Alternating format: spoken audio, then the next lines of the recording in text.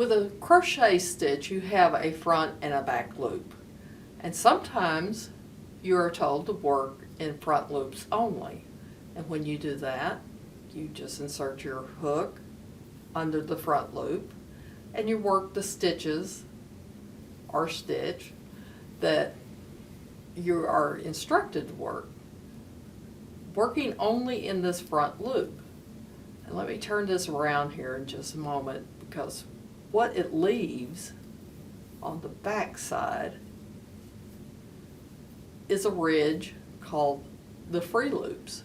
So when you have worked in the front loops, the back loops remain free and make either a decorative ridge here or something that you later work into. So that's how you work in the front loop only of a stitch, just like that.